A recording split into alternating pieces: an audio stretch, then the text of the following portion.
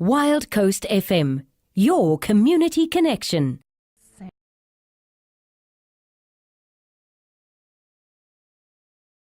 With Ain't That Beautiful. Getting us now to 10:15. It's time for Sandy Sizzles. Sandy, good morning and welcome. Hi, Finola. Good morning to everybody listening out there. What a warm day it is outside. Usually an indicator, you were saying, of a cold front. Yes, there's a cold front coming, so guys, get ready for that. But it is a berg wind outside. That's what it is today. But anyway, that's what we have here in the Eastern Cape in the winter. So we get used to that. Oh, yes. Yes. Now, today I want to start off by talking about leftovers. You know, so often, like you've got food left over from last night. You put it in the fridge and then you think, well, tonight you just take it out and plonk it on the plate again, and it's just not quite the same. It isn't. You want to try and make it a bit different. Yes. Do something a little bit different with it. So I've got a couple of ideas which I think are quite good. Oh, good. Oh, good. So let's just say you have some leftover curry. It can be any sort of curry, as long as there are no bones in it. All right. Okay. If there are, just remove the bones. Okay. And another thing before we go any further, which is a good idea, if you invest in some of these little ramekins. You know, that's a little pot that you could put food in. Say about 125 ml one. Okay. Because leftovers you might not have quite as much. These are nice to use for TV snacks and things like that. Yes. You know, you're sitting in front of the TV, you want something to nibble on. So you can make a quick bobotie with your leftover curry. All you need to do is preheat your oven to 180. Now take a slice of white bread and soak it in about 60 ml of milk. Then add 30 ml of sultanas, and then take your curry that you've got left over. About 300 grams is good. Okay. And you squeeze the, as long as there's no bones, as I explained to you. Squeeze the milk from the bread, mix the bread into the curry, and with your sultanas, and fill 6 of those little ramekins with the leftover curry and bread mixture. And then you just whisk together 150 ml of cream, or you can use milk, and 3 eggs. Season that with salt and pepper, and pour the custard mix over the top of the curry, and you top that each ramekin with a bay leaf, and bake that for about 20 minutes in the oven. Oh, that's a great idea. And you've got a different little dish. Last night you had curry, maybe tonight you've got a bobotie, which is so different. Absolutely. And you're utilizing those leftovers. You're utilizing those leftovers. Of course, you could also just buy some dough and make yourself a couple of vetkoeks. Okay, yeah, that's another option. Which is also an option. And then just use your mince or your curry or whatever you've got left over to make a different meal. Make your vetkoeks and mince, or vetkoek and curry. That's a great idea, yes. Good idea. Yes. So that you've got something totally different. It's not quite the same.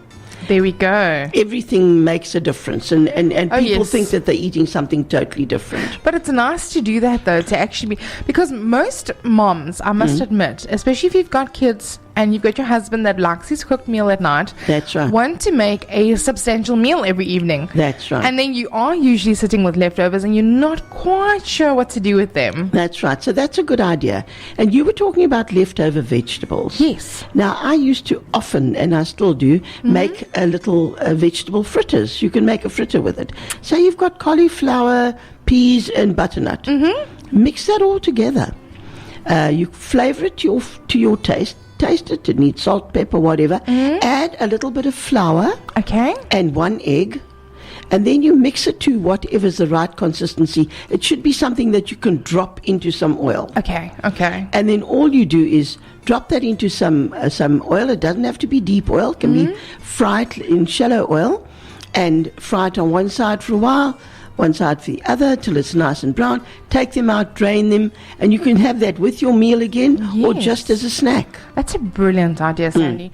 I mean, I often sit with leftover vegetables and I'm not quite sure what to do. That's right. And then you don't waste. Yes. And let me tell you, they can be very tasty, those. And vegetables are getting quite expensive as well. They are. Yes. You can even add a little bit of curry if you want to it.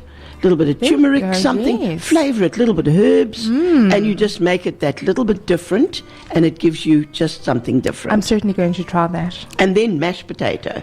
Sometimes there's mashed potato.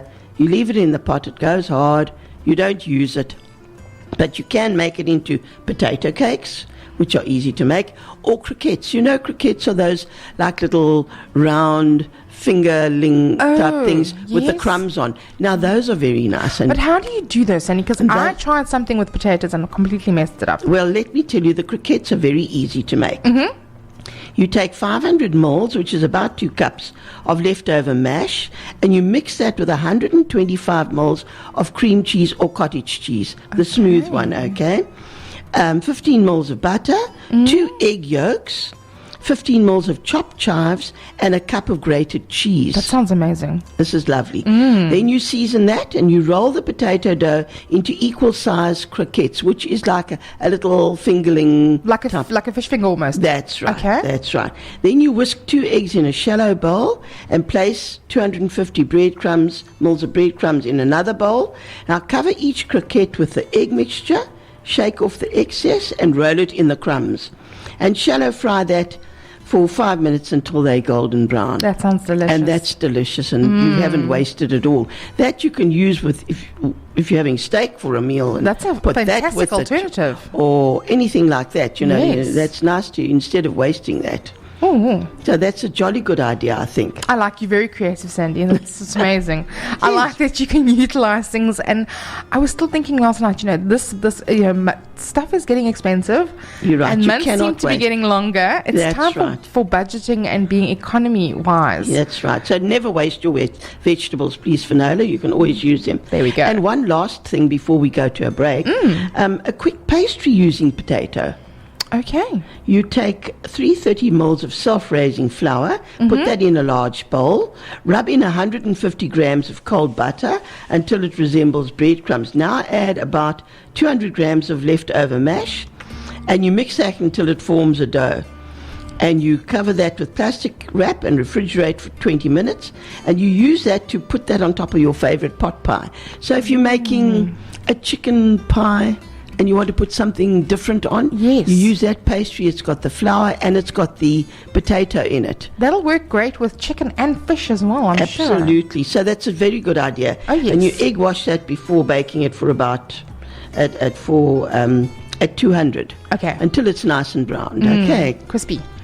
Good idea. Perfect. Okay, well, oh, perfect. Okay, great. Well, we're going to make some rusks now. And they sound very delicious. Yeah, it's school holidays, and biscuits are also nice, but rusks are good, and kids can have these are healthy rusks. Well, healthy-ish. Because they've got condensed milk in, the kids will love that. There we go. But they've got cinnamon and apple in, so that really makes a big difference. Magical combination. Yes, a lovely combination. And this makes quite a bit, about 80 rusks. Oh, wow. Yeah, That is so quite a lot. it's quite a lot, and nice to keep.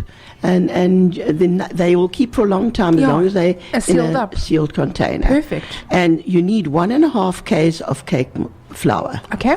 And then you need 60 mils of baking powder, 10 mils of salt, 180 mils of caster sugar, Okay.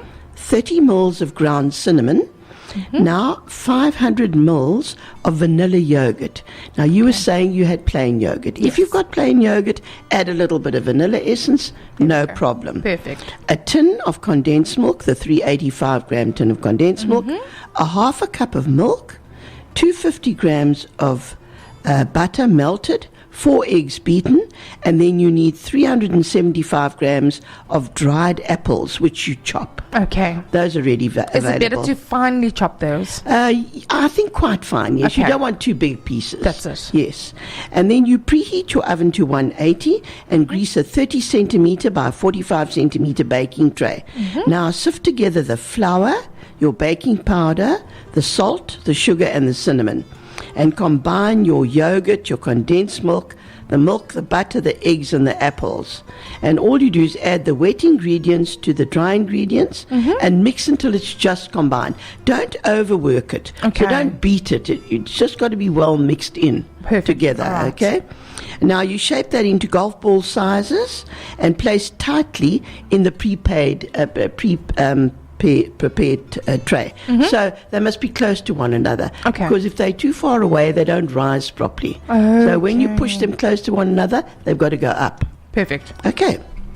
And you bake that for about an hour or until cooked when tested with a skewer. And then you cool them slightly, then turn out and break each ball in half or whatever size you prefer. Okay. See what you want to do.